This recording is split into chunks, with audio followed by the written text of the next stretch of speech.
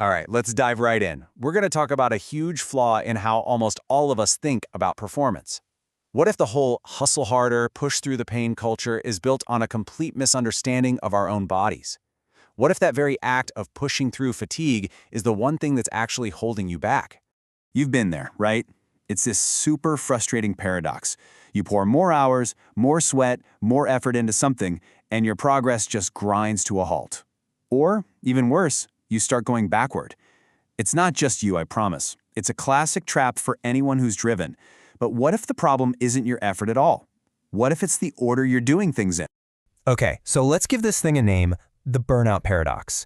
This is that baffling, maddening point where your go-to strategy, just trying harder, suddenly blows up in your face and starts making everything worse. So, does any of this sound familiar? That constant bone-deep fatigue? The nagging injuries that just won't go away?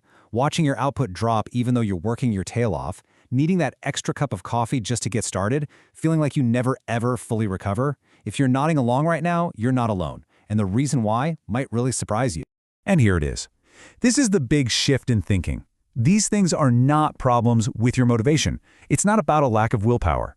What we're actually looking at here are symptoms of a biological sequencing failure. You know, it's like your body is a computer and you're trying to run a program before the operating system has even booted up. These symptoms, they're just the error messages. This brings us to the absolute core of this whole idea. We have to completely reframe this. We have to stop looking at fatigue as some kind of moral battle, a test of our willpower. We need to start seeing our body for what it actually is, a biological system that runs on a very specific set of rules. You know, the popular diagnosis for feeling burnt out is usually you're just not trying hard enough or you're lazy, and that is just plain wrong. It's like trying to fix a software bug by just banging on the keyboard harder. The problem isn't the effort you're putting in, it's the process you're following. So, let's introduce a key term here, a system violation. This is what happens anytime we demand effort when we're already physically empty. You know, society might praise this and call it grit or discipline, but our biology, it registers it as a critical error, a major violation of its most basic operating rules. And this leads us to the one rule to rule them all, the governing canon, as our source material calls it. And it's so simple, but it is absolutely non-negotiable. No performance is valid when the body is not restored. Think about that. Any effort you make from a depleted state isn't just less effective, it's invalid. It doesn't count. It doesn't build you up, it just puts you deeper in debt. See, your body can't just create energy out of thin air because you tell it to. It doesn't run on willpower. Energy is released from a state of recovery. The sequence is everything. You can't bake a cake by just chucking flour and eggs into a hot oven and hoping for the best, right? You have to mix them first. Well, it's the same thing here. You cannot perform before you recover. It's just not how the system works. So if that old model of just pushing through is totally broken, what's the new one? Well, we can think of our body as a foundational execution platform. And this platform, this system, has three very distinct modes, and the secret to sustainable performance is getting them in the right order. And here they are. Step 1, the absolute baseline, is restoration. This is just charging the battery. It's the non-negotiable starting point. Step 2 is conditioning. This is the controlled, smart work you do to make the battery bigger and more efficient over time. And only then, after those two, do you get to step 3, performance. This is when you deliberately use that stored energy for the things that really matter. Restoration, then conditioning, then performance. The order is everything. And that really brings us to the most practical part of all of this. Because it's not about how hard you go in any one of those modes. It's about honoring that non-negotiable sequence every single day. I mean, look at the difference here. When you follow the correct sequence, you get compounding growth. You get stronger, you get more capacity, you get more resilient over time. But when you break the sequence, when you try to perform from an empty tank, you just go into physical debt. You're literally borrowing energy from your future self, and trust me, the interest rates are brutal.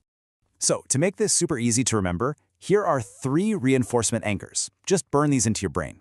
1, recovery always comes before conditioning. 2, conditioning always comes before performance. And 3, performance without recovery will eventually lead to injury. That's it. That's the entire user manual for your body. And listen, this isn't some new age productivity hack. This is a timeless principle. Look at how it works across a lifetime. For a little kid, it's intuitive. When you're tired, you rest. You don't play harder to stop being tired.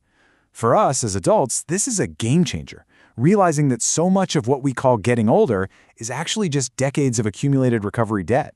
And for our elders, it's the wisdom that a body lasts when you listen to it, not when you just push it. So how do we actually make this happen? How do we put this system to work? Well, this last section gives us one incredibly powerful tool to make sure you're on the right track every single day. Here it is. This is the one question you need to ask yourself at the end of every day. Did I demand performance today from a restored body or from depletion? Your answer to that question tells you everything. It tells you whether you spent the day building compounding growth or just digging yourself deeper into that physical debt. It's a simple audit, but you have to be brutally honest. And to do that, you have to make one final, massive mindset shift. We have been taught our entire lives that recovery is the reward you get for hard work. That is completely backward. Recovery is not the reward, it is the foundation for all hard work. It's the starting line, not the finish line. So let's end on this.